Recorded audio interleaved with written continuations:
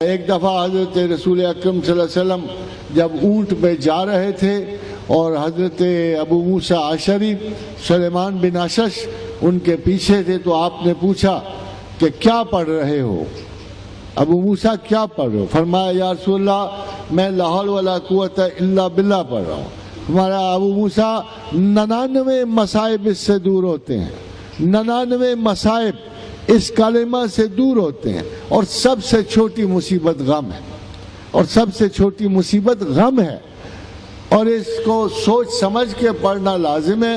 ہم تو اسے صرف شیطان کو بھگانے کے لیے پڑھتے ہیں، مگر دراصل یہ تصوف میں اعلیٰ ترین کمٹمنٹ ہے، جب انسان اللہ سے وعدہ کرتا ہے کہ نہ میری کوئی قوت نہ میرا کوئی ارادہ، جو کچھ ہے میرے اللہ تیرا ہی ہے۔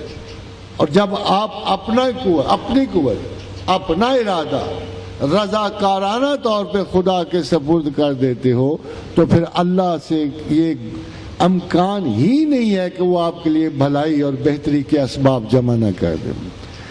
دوسری تسبیح خواتین و حضرات، اللہ کے رسول نے جب ایک طرف سے آپ گزر رہے تھے تو دیکھا مسجد کے باہر ایک صحابی تسبیح پڑھ رہے تھے۔ پوچھا کیا پڑھ رہے ہو؟ فرمایا یا رسول اللہ یا ذل جلال والاکرام کی تسبیح کر رہا ہوں۔ فرمایا مانگ، اس نام سے اللہ دیتا ہے، مانگ اس نام سے اللہ دیتا ہے۔ یا ذل جلال والاکرام کے اسم گرامی سے اللہ دیتا ہے۔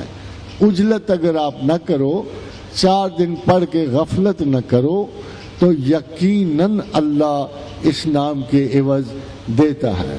ہم جو انسان کے بارے میں اللہ نے بنیادی بات کہہ دی کہ بہت عجلت پسند ہے، یہی آپ حال استادوں کا کرتے ہو، یہی پیر و فقیروں کا کرتے ہو۔ ایک پیر فقیر سے دعا منگوائی، پوری نہیں ہوئی، اس کو چھوڑا دوسرے پیر کے پاس چلے گئے۔ آپ پروفیشنل مریض ہو چکے ہو اور وہ پروفیشنل پیر ہو چکے ہیں۔ اب چیزوں کا ثواب کہاں سے اور فائدہ کہاں سے ہو؟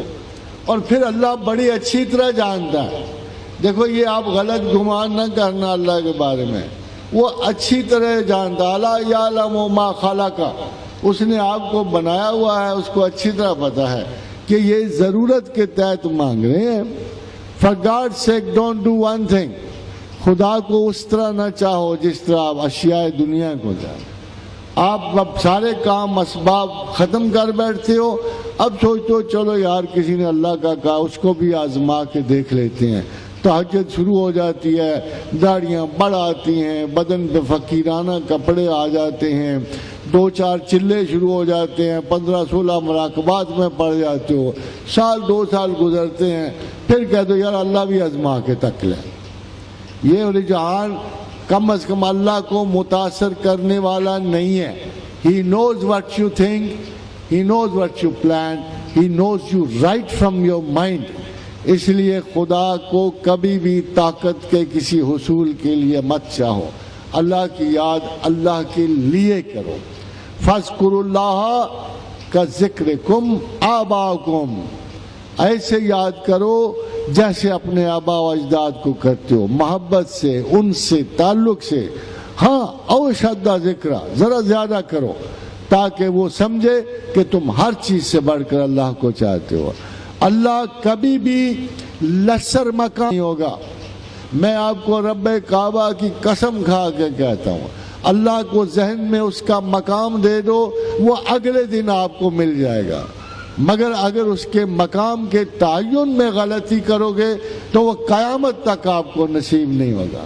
کیا عجیب بات ہے کہ پہلا سانس وہ دے، آخری سانس وہ دے، ماں باپ وہ دے، کوئی نہیں چنتا ماں باپ، ہاں مال حسب نسب وہ دے، رزق وہ دے، تعلیم وہ دے، رشتے ناتے وہ دے، جاب وہ دے، عزتیں وہ دے، عمر آخر وہ دے۔ کیا عجیب بات ہے کہ سب کچھ دینے والے کو آپ سب سے نچلے مقام پہ رکھتے۔ ہندوؤں سے بدتر ہو گئے ہم، وہ بھی زندگی کے آخری حصے میں خدا کی تلاش کو لازم قرار دیتے ہیں۔ مسلمان وہ ہے جو اپنے پہلے شعوری لمحے سے ہی خدا کو ٹاپ پرائیورٹی سمجھتا ہے، جو اللہ کو ترجیح